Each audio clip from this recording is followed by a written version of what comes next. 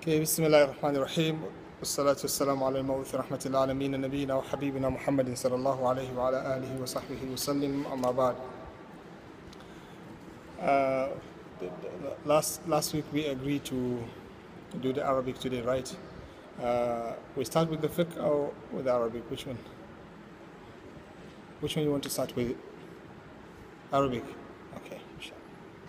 So what I decided to do is to revise the past, right?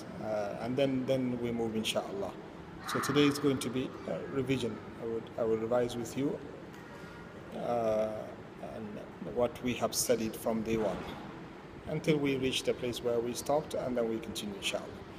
We will take only 30 minutes for the Arabic class, not more than that, bi-idhnillahi ta'ala, inshallah.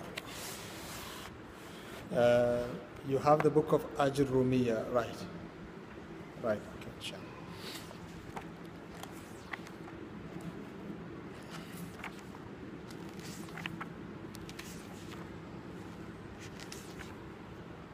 Brahma, you have the book?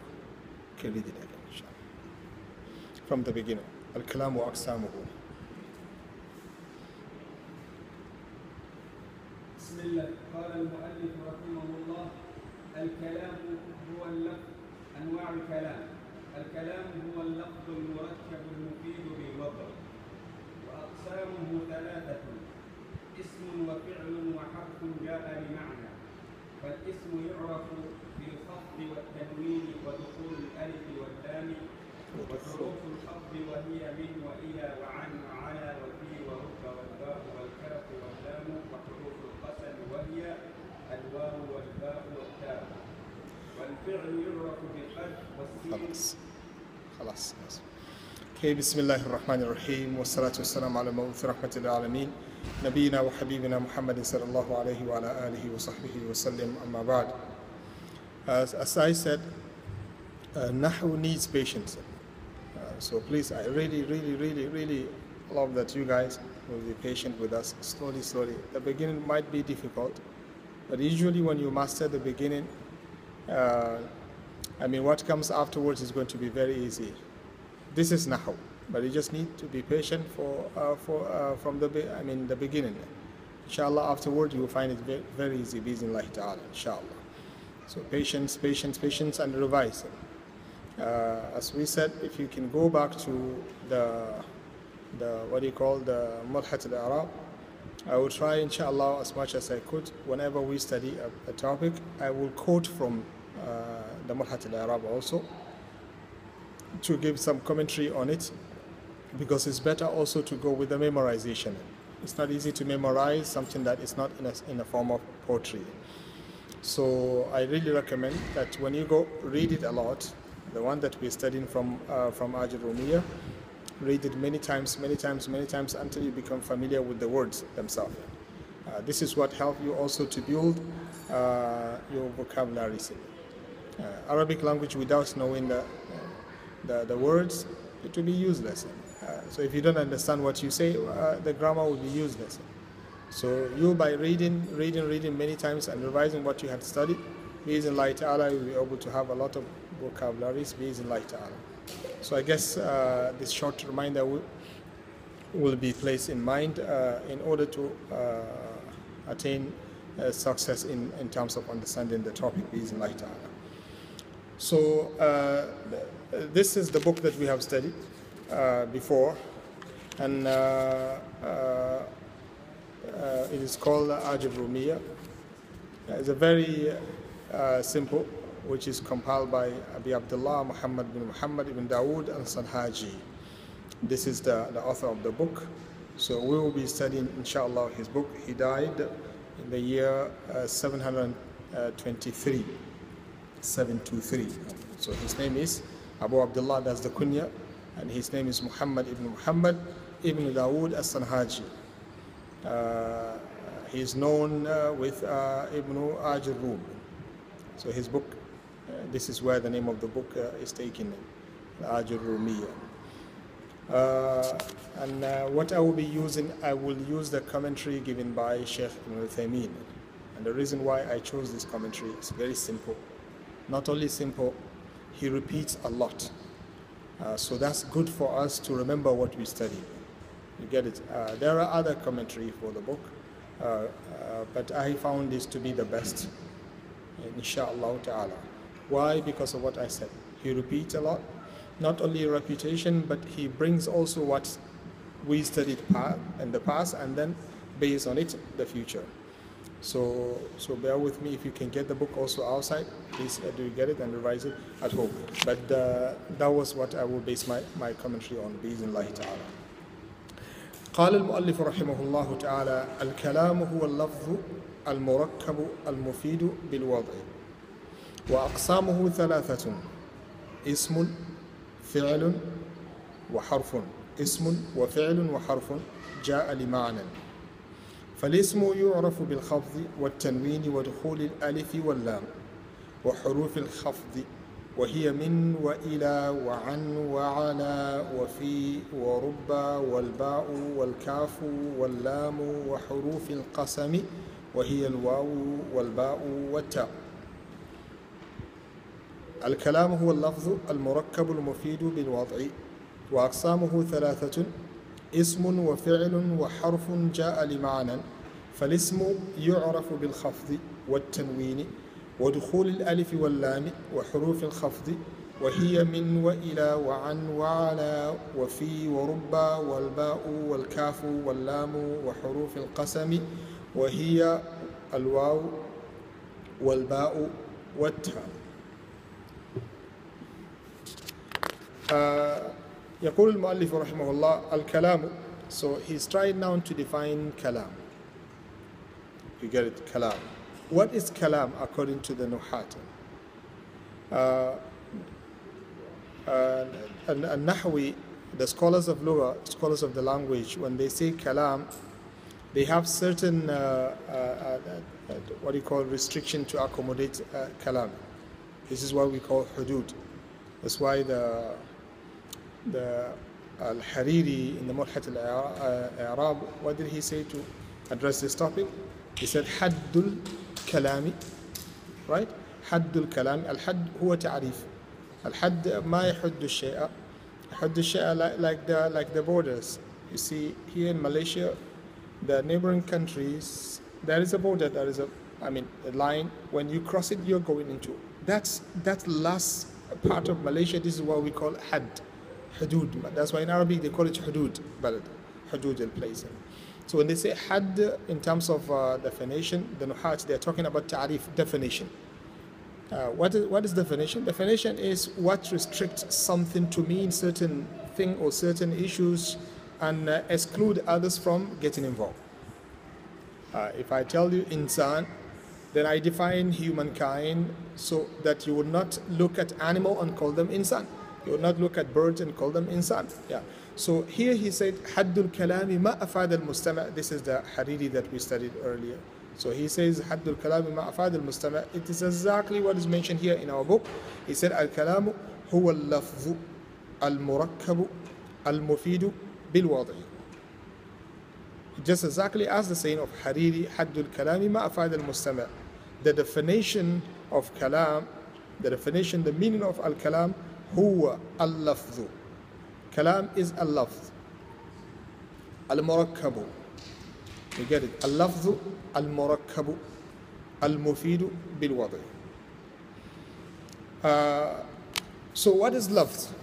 Al-lafzu huwa ma yutalaffazu bihi. أو هو النطق باللسان. اللفظ هو النطق باللسان. When we say اللفظ, we're talking about النطق باللسان. النطق باللسان means what you say with your tongue. The tongue has to be involved.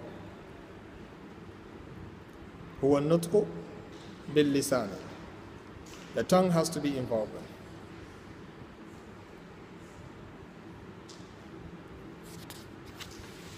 اللفظ معناه النطق باللسان.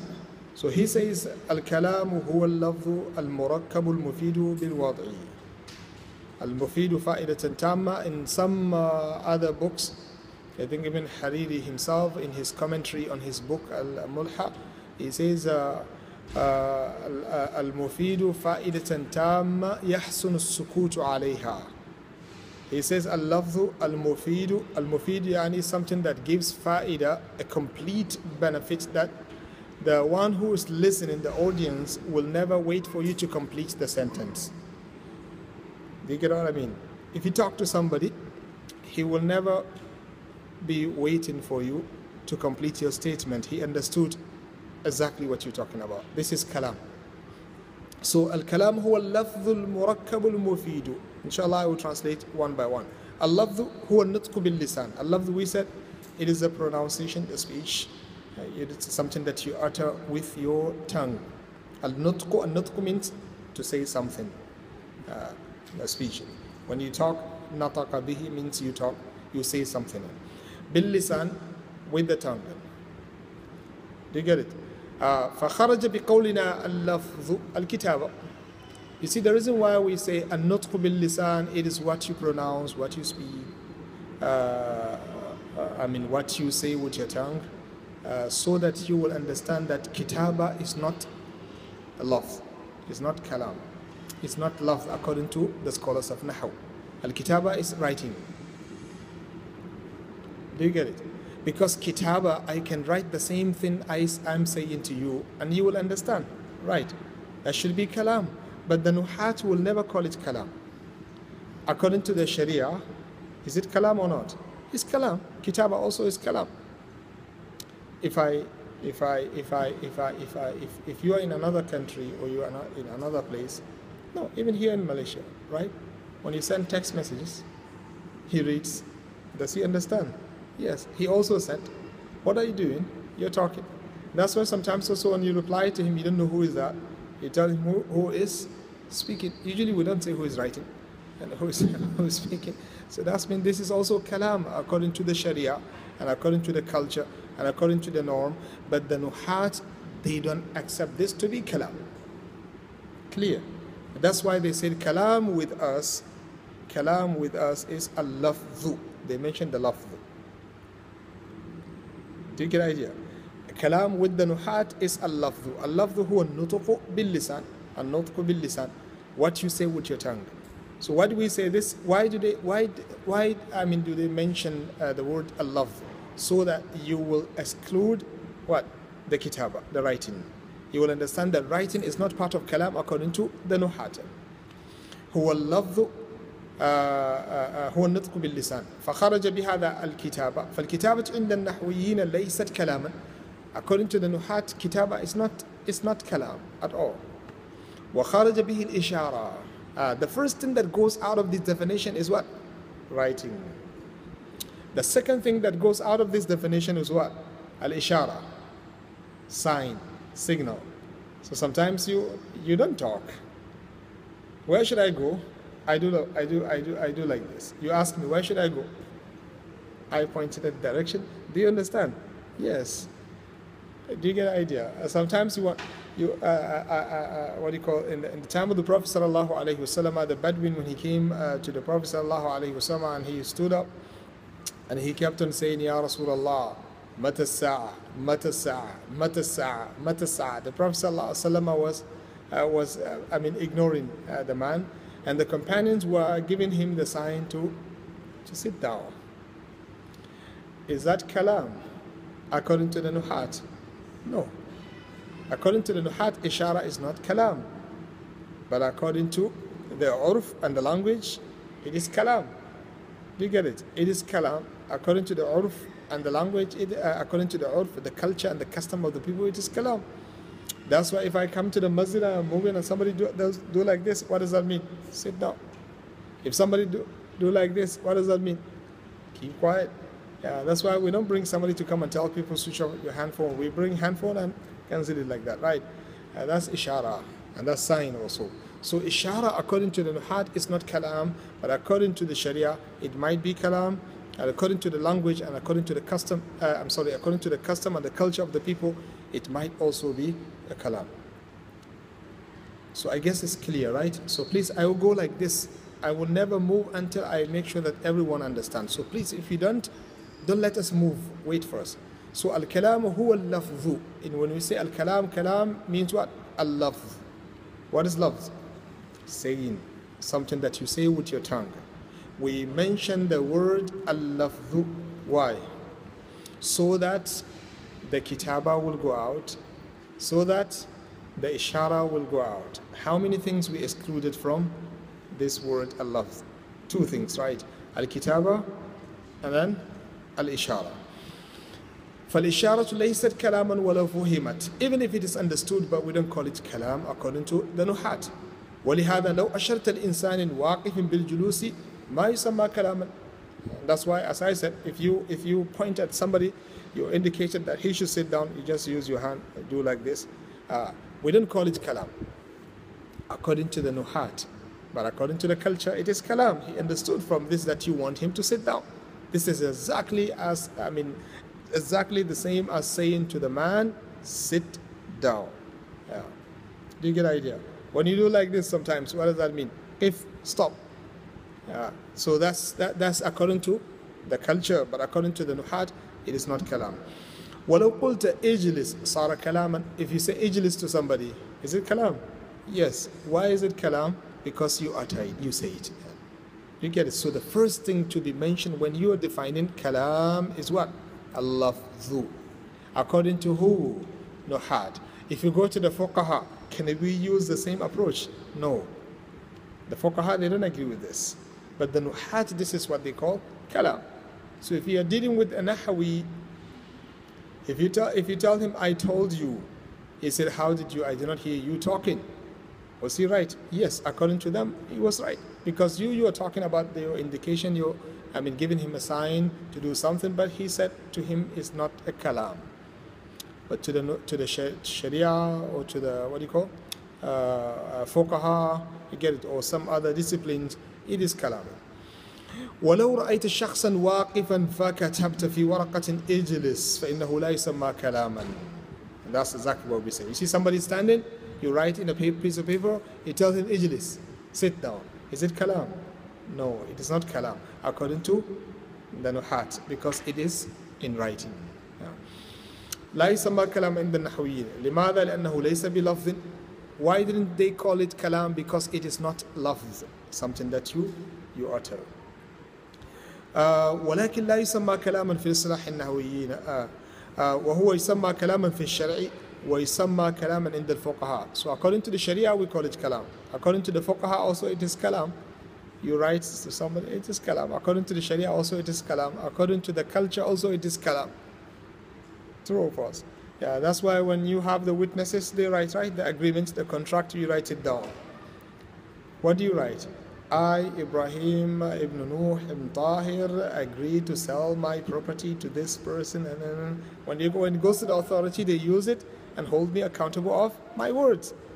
They will call them your words, right? It's like I am saying it to them. So according to the culture, according to the Sharia, according to the fuqaha, it's all kalam when you write it, but according to the nuhat, it is not kalam. ويسمى كلاما عند الفقهاء ولكن لا يسمى كلاما عند النحويين.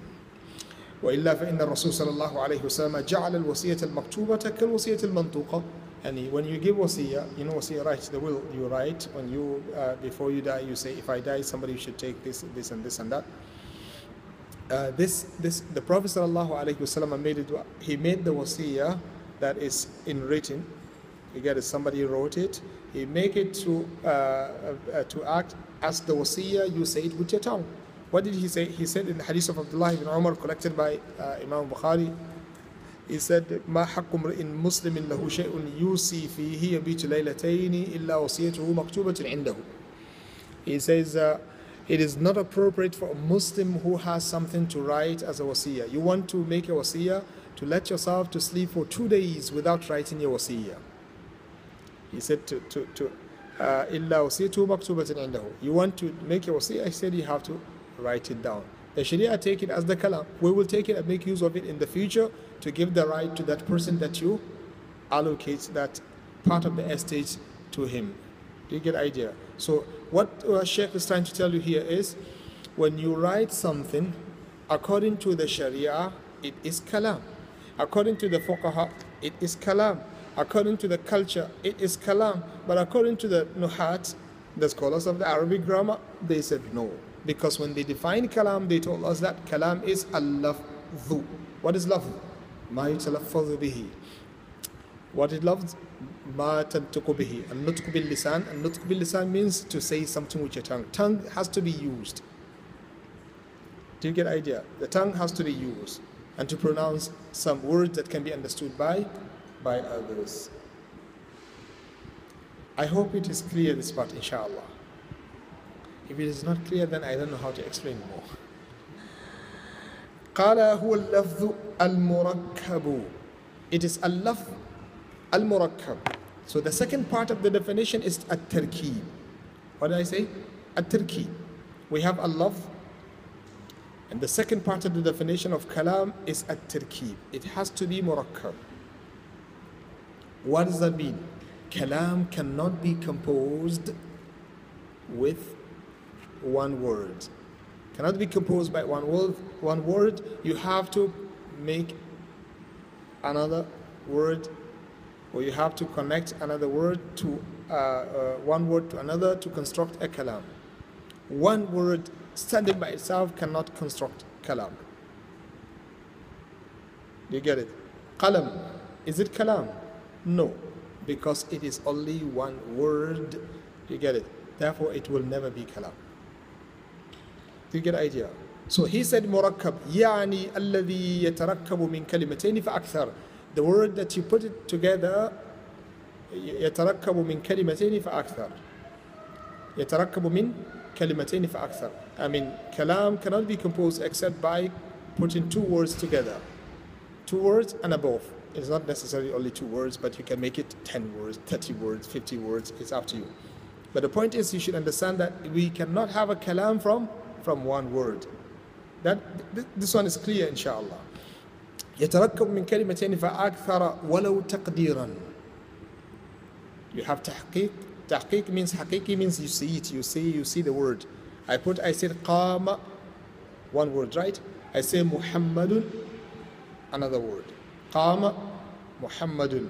Qama is a word, Muhammadun is another word. I put them together, they make kalam. If I just say qama without any intention, do I understand? Does that mean kalam? No. If I say Muhammad, it is also not a kalam. But when I put them both together in one place, then I will get a kalam. So what he is trying to say here is, kalam cannot be composed except by combining 2 words together in one place. وَلَوْ تَقْدِيرًا. So you have 2 types of combination. One of them, they call it al-haqiqi, and the second one is at-taqdiri. You have the haqiqi and you have the taqdiri. Haqiqi is the one that you see. Qama, we see the qama and I say it. Muhammad, we see Muhammad and I said it. But there is taqdir also. It is one word, but I have another word also hidden there. When I say qum, what is qum? Stand up. This word qum has another hidden word with it. What do I mean when I say qum? Qum anta. So it is 2 words actually. So when I say qum, I mean qum anta. So it is actually, as I said, 2 words. One of them is hidden because I don't need to mention it. I don't need to mention the hidden one. That's why I hide it. One of the leaders of the Nahw, Ibn Malik, in his Al-Fiyah, he said, وَحَذْفُ مَا يُعْلَمُ جَائِزٌ كَمَا تَقُولُ زَيْدٌ بَعْدَ مَنْ عِنْدَكُمَا. He said, حَذْفُ مَا يُعْلَمُ. حَذْفُ is to delete something. حَذَفَهُ means he deleted it, cancelling something. To delete something, to hide something. وَحَذْفُ مَا يُعْلَمُ. Anything that is known, already known to you. Hiding something that is known, this is what he means. Hiding something that is known, jaiz, is okay according to the Arabs. I know that you know it. Why do I need to mention it? Do you get what he meant? I know that you already know it, so I don't need to mention it. So he said, وَحَذْفُ مَا يُعْلَمُ جَائِزٌ. Like what? He said, كَمَا تَقُولُ زَيْدٌ. Just like the way when you say زَيْدٌ بَعْدَ مَنْ عِنْدَكُمَا. When somebody says, مَنْ عِنْدَك. What does that mean? Who is with you? You said what? Zayd. You don't need to say Zaydun indi. You don't need to say Zayd is with me. Do you get idea? I already know when I tell you who is with you, if you say Zaid, I already know that you meant Zaid is with me. Clear? So here also what Shaykh is talking about, he is trying to tell you that sometimes there might be a word standing by itself, but there is another word hidden. You get it? I hide another word which is connected to it, which makes that one single word a kalam. Although we know according to the Arabs, kalam cannot be constructed except by combining two words. So sometimes you will see one word, but in reality there are two. Like when I say istaqim, istaqim means istaqim anta, qum anta. Clear? Qum anta, istaqim anta. So that is another word which is hidden. So here the Shaykh said, the saying of the muallif, al-murakkabu, murakkabu means something that is composed by two words. I mean, I use two words to construct it. It cannot be from one word. It has to be two and above. يعني اللفظ الذي يتركب من كلمتين فأكثر ولو تقديرا فإذا قلت هل. Okay, if I say هل, the word هل, is it kalam? هل has no meaning, right? This is a harf, that the meaning of the harf appears when you connect it with something else. That's why they said harfun ja'a lima'anan. You get, harf cannot stand by itself. Fi'l can be understood, name can be understood, ism can be understood, fi'l can be understood, but harf you have to connect it with something else for you to understand the real meaning intended. Fi, if I say fi, what is it? What do you understand from that? Nothing. I have to put it together with something else. So harf cannot rely upon itself. It has to be dependent on something else. Do you get the idea? So he says, if I say to you hal, is it kalam? Is it kalam? No. فإذا قلت هل هذا لفظ لكنه ليس مركبا. It is not murakkab. It is only one word. Do we call it kalam? We don't call it kalam. Why? Because we don't put it together with something else. But if I say هل فعلت هل درست الكتاب, did you study the book? Is it kalam? Yes, because I put it together with something else. I have around three words, right? So do you understand what tarkib means? Tarkib what? What is tarkib? To have more than one word, right? It has to be from two. The word that is constructed, I mean, from two words and above it. قال فلا يسمى كلاما عند النحويين لا بد أن يتركب من كلمتين فأكثر تحقيقا أو تقديرا. فمثلا التحقيقا إذا قلت قام زيد. If I say قام زيد, this is تحقيق. I mean, I mention both words together and you hear them. قام زيد. Is it kalam? Yes. What is the meaning of قام زيد? Zaid stood up, right? قام is the meaning of qiyam, so Zaid stood up. So قام زيد, this is kalam. لأنه مركب من قام and Zaid, because it is murakkab from قام and Zaid also. So قام زيد means Zaid stood up. تحقيقا, because I see both of them. وتقديرا إذا قلت قم. So تقديرا means to assume there is something hidden which cannot be seen, but it is connected to the word that you pronounce. When I say qum, I mentioned the word qum, right? Is there anything hidden? Yes. What is that? Anta. For example, when I say qum, anta is hidden. قال ولكن تقديرا لأن قم فيها ضمير مستتر في قوة البارز فهي مركبة من كلمتين. That is one word that is hidden, which has the same power as the one that is exposed. Can I say قم أنت? Is it okay? Yes, it's okay. So when I say قم and I keep quiet, the letter that is hidden has the same power as the one that I expose. Qum Muhammad. I mean, your name is Muhammad. Can I say Qum Muhammad? Qum ya Muhammad, for example. Is it okay? Yes, it's okay. So that damir that I hide has the same power as the one that I expose. If I expose it, I do not expose it, I do not bring it out, so I hid it. So they have the same power. So what I want you to understand here is, sometimes you might see a word, which is a single word, but there is something hidden underneath. So we still call it kalam, like the word istaqim. قال كلامنا لفظ مفيد كاستقم. Just like istaqim. Istaqim, how many words you see here? One. But in reality, how many words are there in it? Two words. Istaqim, anta. Is that clear? So we understand what lafz means, right? What is the meaning of lafz? Something that you say. Okay, be with us. What is the meaning of lafz? Something that you say it. Al-ishara, is it kalam? No. Al-kitaba, is it kalam? No. It has to be uttered by the tongue. The second part of the definition is al-ifada, al-mufid. Al-mufid? No, I'm sorry. The second part of the definition is at-tarkib. At-tarkib is that which is composed by how many words? Two words and above, right? If I say hal, is it a word? No. Is it kalam? No. Why isn't it kalam? Because it is not murakkab, right? But when I say qama zaydun, is it kalam? Yes. When I say qum, is it kalam? Yes, but it's only one word. Why is it? Because there is a hidden word. If I say if'al, is it kalam? No. When I say ijlis, is it kalam? Okay. The last part of the definition, al-mufid, the next part is al-mufid. Al-mufid, al-murad bil-mufid, ma afad al-sami'a بحيث لا يتشوف بعده إلى غيره. This one is simple. The next part of the definition is al-ifada. Al-ifada is to give benefit, to benefit the one who is listening.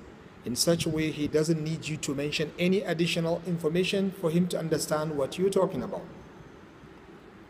I mean, when you say a sentence, to him it is enough. He got exactly what you meant. This is what constitutes a kalam.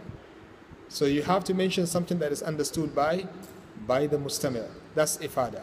L'ifada ma afada sami' bihaythu la yatashawwafu ila ghayri. La yatashawwafu means he is not looking for some extra information for him to get your speech correctly. فإذا قلت نجح الطالب. If you say نجح الطالب, نجح, pass, right? نجح الطالب. Is it kalam? Okay, I will say it again. When you say نجح الطالب, is it a kalam? Yes or no? Don't be scared. Yes, just say yes. No, just say. Is it kalam? Yes. Why is it kalam? Because it is constructed and it is a word. I mean, lafz, I pronounce it. Secondly, also I put two things right. نجح الطالب, that's fi'l, and also fa'il. So fi'l and an ism. نجح الطالب. When I say to you نجح الطالب, do you wait for me to tell you something else? Do you understand? Do you understand faida, complete faida? Yes. That's why this one is kalam. أفاد السامع لا السامع لا يتشوف إلى غير هذا. ولكن إذا قلت إن نجح الطالب. If you say إن نجح الطالب, what is إن نجح الطالب? In, that's a word, right? نجح, another one. الطالب, another one. How many words you have here? 3. إن نجح الطالب. Is it a complete sentence? No. Why? What is the meaning of إن نجح الطالب? If the student pass the exam, is it complete? You have to complete the shart, right? If he pass, إن نجح الطالب, I will do this. اشتريت له كتابا أخذته إلى عمرة. إن نجح الطالب كافأته. If the talib passed the exam, I will compensate him, I will give him a prize, I will reward him, something like that. So it is incomplete sentence, although it has how many letters? 3 letters, right? 3 words, I'm sorry. It has 3 words in it, but still it is not kalam because it doesn't have any faida. A complete faida is not understood here. So قال فهو مركب لا شك فيه إن نجح الطالب 3 كلمات ولكنه لم يفد فالسامع إذا قلت له إن نجح الطالب فهو يتشوف إلى غيره إذا لا يسمى هذا كلاما. So this one we don't call it kalam. If I say نجح الطالب, it is kalam. But if I say إن نجح الطالب, it is not kalam. What is the problem of this sentence? Because it doesn't have a complete faida. Clear? So you have to make the analogy. Any statement said by something which doesn't said by somebody which doesn't carry and doesn't contain a complete faida, we call it kalam. We don't call it kalam. It has another name which I will mention it inshallah to you. Do you get the idea? We don't call it kalam. We call it something else. Is that clear? Okay. Okay, that's the last part left. And we are running out of time, so I will complete it. ولو قلت إن نجح غلام عبد الله الطيب الطاهر. Please listen to this. If you say to somebody إن نجح غلام عبد الله الطيب الطاهر, how many words do you have here? إن نجح غلام عبد الله الطيب الطاهر. 7 words, right? Is it kalam? No, because still we are waiting. If the Ghulam Abdullah, the slave of the slave of Abdullah, the good and the pure one, pass. So what? We don't understand anything, although we have 7 words being placed all together. But still, it is not a kalam. What kind of technology is this?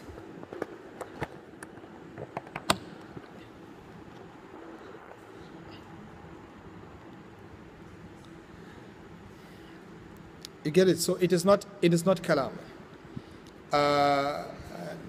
It is not kalam, but we call it something else. So what we're trying to say here is, it has to be something that carries a complete faida. It has to be something that carries a complete faida. ولا فرق أن تكون الفائدة جديدة. This one is good also. ولا فرق أن تكون الفائدة جديدة أن تكون الفائدة جديدة أو معلومة فلو قلت السماء فوقنا. There is no difference whether the faida, the complete benefit, the faida, the lesson, or whatever you call it, whether it is known or it is something new. It is not necessary that it has to be new to the one who is listening. The point is to have a faida. If I say to you, as-sama'u fawqana, the heavens is on top of us, what do you understand from this? Did I give you anything new? No, right? But is it a complete sentence? Yes. As-sama'u fawqana, this is kalam. As-sama'u fawqana, this is kalam. Although you don't understand anything new. If I say to you, al-ardu tahtana, the earth is under us. Is it a kalam? Yes.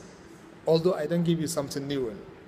If I say to you, كأننا والماء من حولنا قوم جلوس حولهم ماء. This is what they call hashu. Hashu is something that has no benefit at all. You don't need it at all in that place, but somebody bring it just to complete his poetry. If I say كأننا والماء من حولنا من حولنا قوم جلوس حولهم ماء. If I say the likeness of us when we are sitting surrounding a water, just like the people sitting surrounding water. What do you understand from that?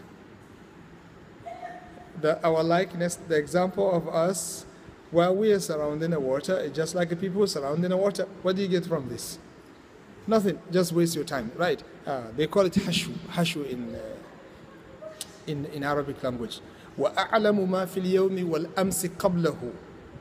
Listen to this. وَأَعْلَمُ مَا فِي الْيَوْمِ وَالْأَمْسِ قَبْلَهُ وَلَكِنَّنِي عَنْ عِلْمِ مَا فِي غَدٍ عَمِي. Here also there is hashu. وَأَعْلَمُ مَا فِي الْيَوْمِ وَالْأَمْسِ قَبْلَهُ وَلَكِنَّنِي عَنْ عِلْمِ مَا فِي غَدٍ عَمِي. I know what is in today. وَأَعْلَمُ مَا فِي الْيَوْمِ. I know what is in today because I see it, right? وَالْأَمْسِ قَبْلَهُ. And what happened yesterday also I know because I saw it. You get it? وَلَكِنَّنِي عَنْ عِلْمِ مَا فِي غَدٍ عَمِي. But I am blind concerning the knowledge of what will happen tomorrow. So in the first part of the poetry, that is hashu. Because when I say amsi, what is ams? Yesterday. But he says qablahu, qabla al-yawm. Ams has to be qabla, before today, right? Why do I need to tell you qablahu, before today? If I say amsi, isn't it enough you understand that I'm talking about yesterday? So he says, وَأَعْلَمُ مَا فِي الْيَوْمِ وَالْأَمْسِ قَبْلَهُ. Before what? Before today. This is what they call hashu in the Arabic language. But sometimes the poets, they will be in a state of need to put something that is useless to complete the poetry, so that nobody will criticize them. Because if he says, وَأَعْلَمُ مَا فِي الْيَوْمِ وَالْأَمْسِ, and then he keeps quiet, then the bait will be broken. You get it? Somebody will criticize him. So they'll bring anything to complete the poetry to avoid criticism from others. So the point I'm trying to reach here is, one of the components of the kalam, it has to be something that has fa'idah, and this fa'idah, it is not necessarily that it must be a new thing to you. It might be something that you already know. The last thing to define kalam is, he says, الكلام هو اللفظ المركب المفيد بالوضع. مفيد بالوضع. بالوضع means بالوضع العربي. What do they mean by الوضع? الوضع has two definitions, two meanings here. الوضع has two definitions here. The first one, أن يكون الواضع له قاصدا وضعه. أن يكون الواضع له قاصدا وضعه.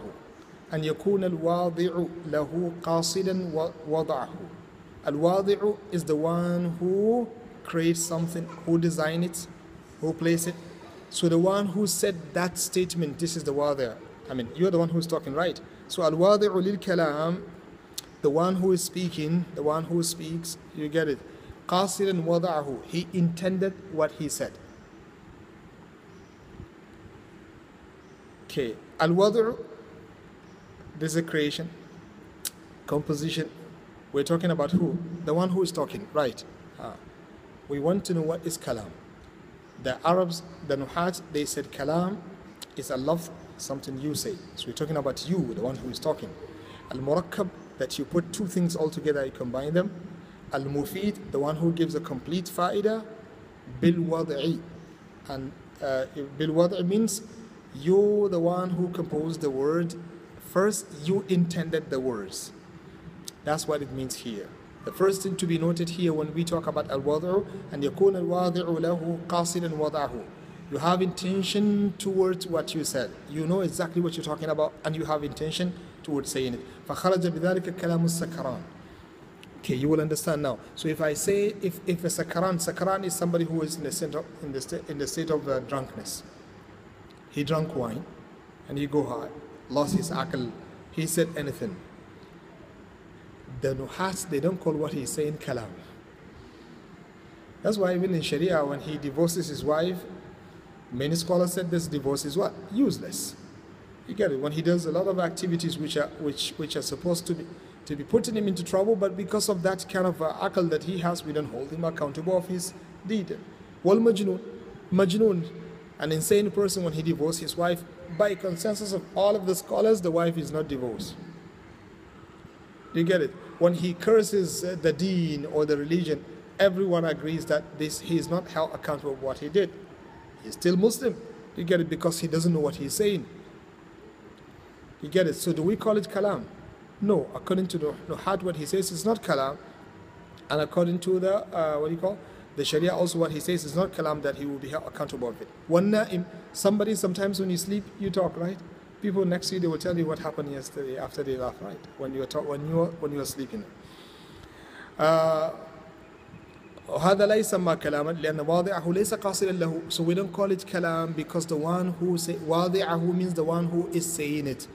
ليس قاصدا له, he did not intend it. There is no intention there.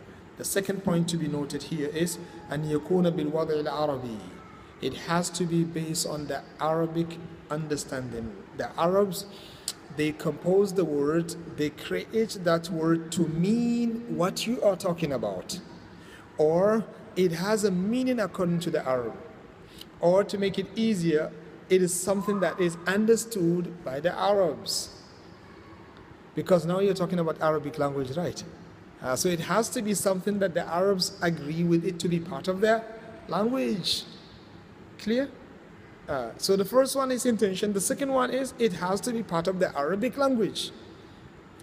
The first one is intention, and the second one, it has to be part of the Arabic language. أن يكون بالوضع العربي فلو جاء كلام يفيد فائدة لا يتشفع سامع بعدها إلى شيء لكن العرب لا تفهمه. If somebody comes and he said something that the person who is listening to him will never be in a state of waiting for him to complete the statement, but nobody amongst the Arabs understand what he says. You come and give, mashallah, very strong and powerful khutbah,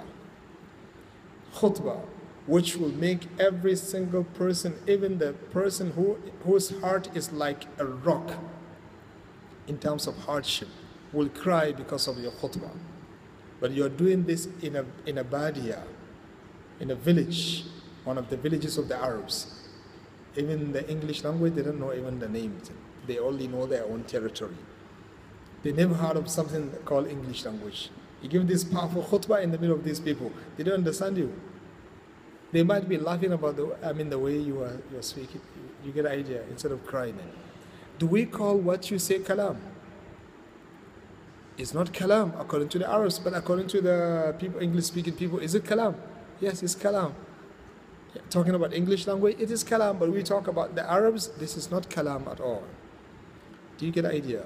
So when I say أن يكون بالوضع العربي يجب أن يكون مطابقا للغة العربية, it has to be something which is in accordance to the Arabic language. It has to be something which is part of the language. Clear? Clear inshallah. وإلا فلا يكون كلاما للنحويين. Otherwise we will never call it kalam according to the nuhat, although it is kalam according to the culture, it is kalam according to those people who speak the same language, but it's not kalam according to the nahwiyin. Is that clear? Okay, so how many quyud we have? Al-qaid, these are restrictions. How many quyud we have to define kalam? 4. The first one is al-lafzu. The second one is at-tarkib. Try also say it in the way I'm saying it. Don't say murakkab. Say it when you are giving the definition. Al-lafzul murakkab al-mufid bil-wad. The first one is al-lafz. That's a talaffuz. The second one is at-tarkib.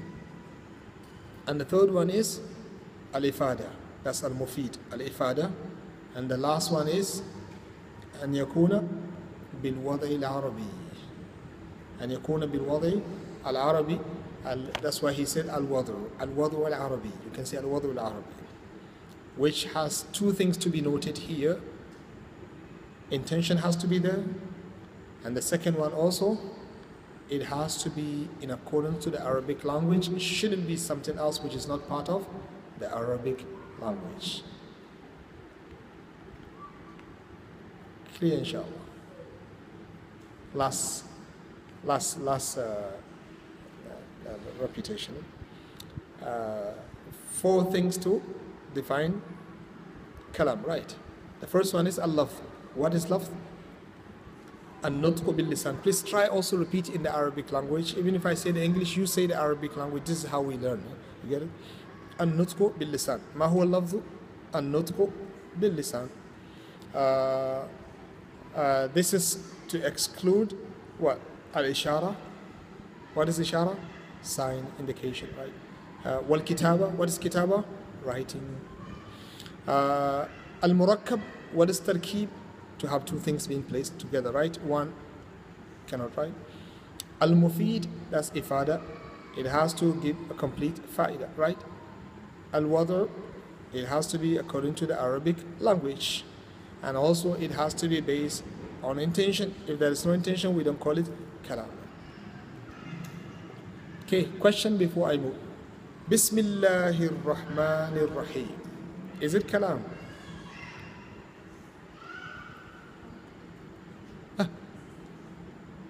Bismillahir Rahmanir Rahim. Is it kalam? Yes.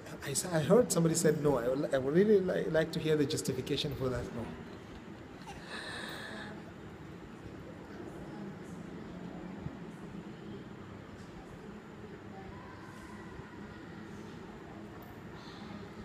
Yeah, so that is something what hidden. Do you get the idea? This is exactly what you are saying. This is also what they say. It makes it kalam because when you say Bismillahir Rahmanir Rahim, Ar-Rahman is a description of Allah.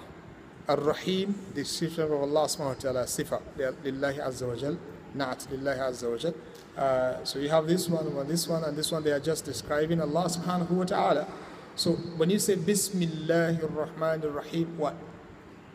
So when you are saying it, that means you're going to begin something. Bismillahi aktubu, Bismillahi adrusu, Bismillahi aqra'u. So that is something hidden. When you, it's just like saying what? Qum. It's just like saying istaqim. Do you get the idea? There is something hidden in it. That's why it becomes kalam. الرجل القدير البارع الفاهم. If I say to you الرجل القدير البارع الفاهم, الرجل, the person, right? Al-Qadir is a description of that person, someone who has ability. Al-Bari', someone who is very smart. Al-Fahim, somebody who understands. Is it kalam? No, right? Why? Because you still wait for me to complete. So what did he do? Right? So it is incomplete. Although I have a lot of words, but it is not kalam. So wallahu alam. So I guess you understand by this. Is it simple explanation or you want it to be lower than this?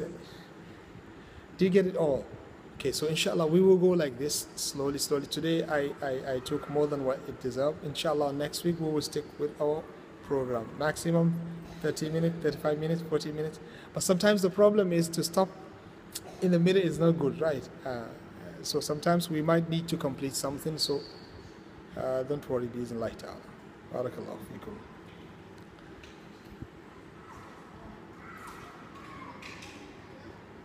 Everything in the Quran is kalam. That's why they call the Quran itself, they said what? Kalamullah. Yeah, it depends on, one second. But it depends on how you read it. It is all kalam. But if I stop in a place where the faida is incomplete, it doesn't mean it is not kalam. But the reason why it is not kalam, it is me, not in the way Allah subhanahu wa ta'ala speaks. Because I stop in a place where I shouldn't stop, right? And that's why they have the waqf, so that you will know the place to stop and the place to begin, to make it kalam that is understood by the audience. Yeah, it's kalam. Nobody understands but Allah subhanahu wa ta'ala. And who is the wadi'? The wadi' al-kalam is who? Allah. Allah knows what he means. Okay. Now when I tell you, let's say if I say to you, okay,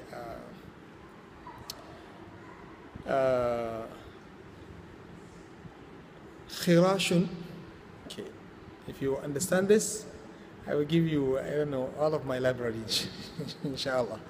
Khirashun lam yubla, fala yutliqu farisatahu kassidi. What do you understand from that? خراش لم يبلع فلا يطلق فريسته كالسيد.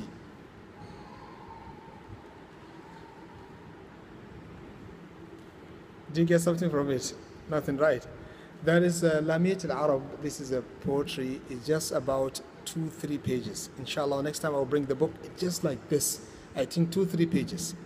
But I'm telling you, you might stay for maybe 2, 3, 4, 5 months trying to memorize it. It doesn't work.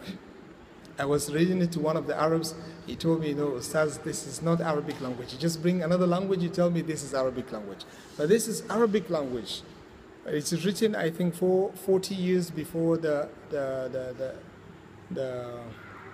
either before the hijrah of the Prophet ﷺ or before the birth of the Prophet ﷺ was written. So it is Arabic language. But you see words in it which nobody used them in these days yet. Do you get the idea? Do we still call what he says kalam? Yes, because it is part of the Arabic language and it is understood by some people, some Arabs. It is not necessary that I know everything. Okay, you speak the Malay language, right? Do you believe that everything that Bedouin from the Badia, the original people, everything he says in the language you understand, or sometimes you will ask him, what do you mean by this, right? Because you live in the city, your language is distorted by some other culture, some other language, but they speak the original language. So when they speak, you don't understand sometimes, you need explanation. Do we call what they say kalam? Yes, because it is part of the language, right? Do you get the idea? So these huruf al-muqatta'a, this fawatih al-sur, alif lam mim, they're all kalam. Why? Because لأن الذي وضعها يعرف ما يقصد. Because the one who composed the words, the one who said it, he knows, he intended it, and he knows what he meant by that. Do you get the idea? That's why the last part says it has to be something that has fa'idah. Allah is meant to keep it like that for the miracle, to act as a sign, as a miracle, also mu'jiza or ayah that shows to the people that although this is your language, but there's something in your language, you guys cannot even understand it. That means you are deficient. You used to be proud of having the language. How about this? They don't know what it means, and it is also part of their language, because Allah subhanahu wa ta'ala says, بِلِسَانٍ عَرَبِيٍّ مُبِينٍ. We reveal Quran with a very clear and plain Arabic language. And this part, Fawatih al-Sur, are they part of the Arabic language? Yes. But the best interpretation is to say only Allah subhanahu wa ta'ala knows the meaning. So the last part of this definition, it says Murakkabul Mufidu bil Wada'i. The one who constructs and composed the word, he intended the word. And it should be part of the Arabic language. And Allah subhanahu wa ta'ala says Quran is Arabic language. You get it? Okay.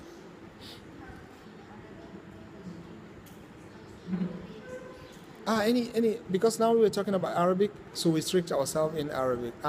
When I teach, inshallah, in the future, when I teach Malay language, bi'iznillahi ta'ala, don't be surprised, few months to come. Then if I say kalam, I'm talking about what the Malays understand to be kalam. Do you get it? When I talk about English, what the English people understood to be kalam. It might not be kalam according to the Arabs, but it is kalam according to the one who speaks it. Do you get the idea? So Quran is Arabic language. That's why even there is a controversy among the scholars. Some of the words that are mentioned by the Quran, are they Arabic language or they're taken from other language? We call it mu'arrab. So whatever the case might be, when a language borrowed another word to inside this language, this word become part of it. Khalas, it becomes also Arabic language. So the case is closing. Do you get the idea? In the Malay, don't you have a lot of words that you take from Arabic language?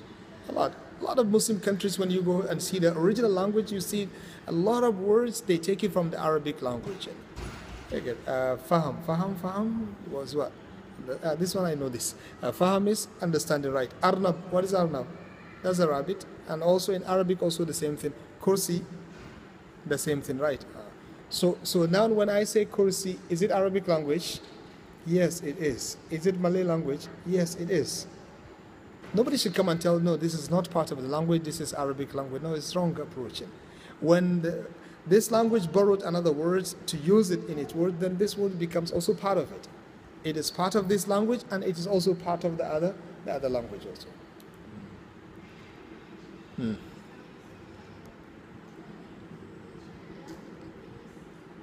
Kalam.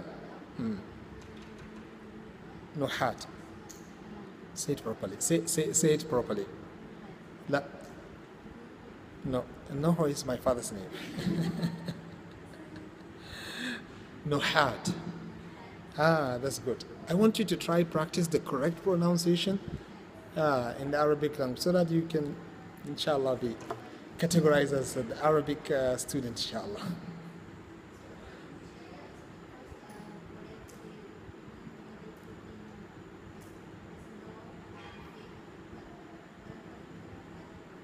Nuhat.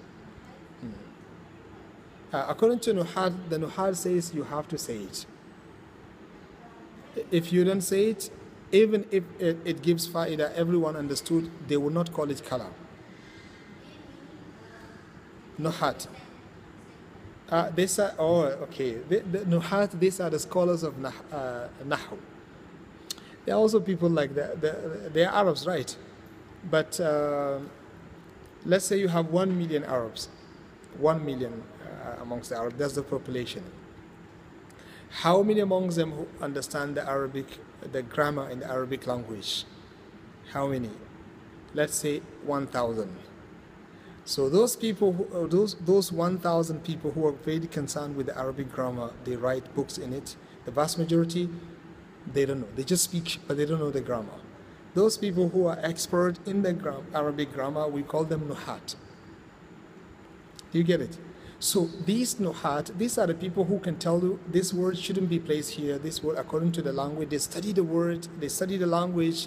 You get a very deep study from the root, from the beginning of the language. Who started it, who wrote it, who did this and that, and how did they used to talk in the past. You get it. They got all of these, then they know how to extract the formulas and the legal maxims to govern the language. You get it. So they write books like this and like other books that we are studying. So these people who are writing the books talking about the Arabic grammar, we call them nuhat. Do you get the idea?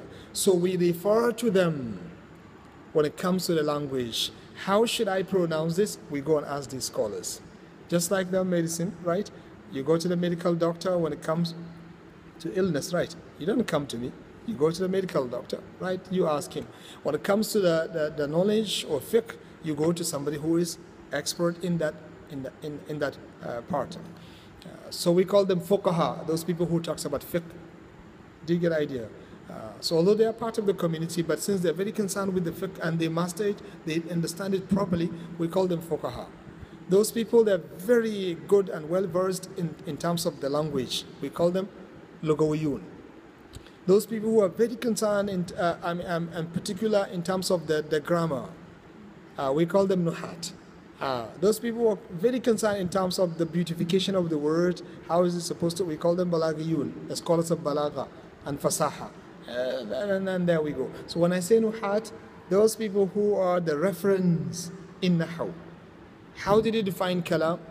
We ask them first. So what they say, we take it as a kalam. What they do not say, we take it as non-kalam. Clear, inshallah. I like the questions, so please don't go out of the class without understanding. That's all, inshallah. Thank you very much. So I give you a break of 2-3 minutes, then we move, inshallah.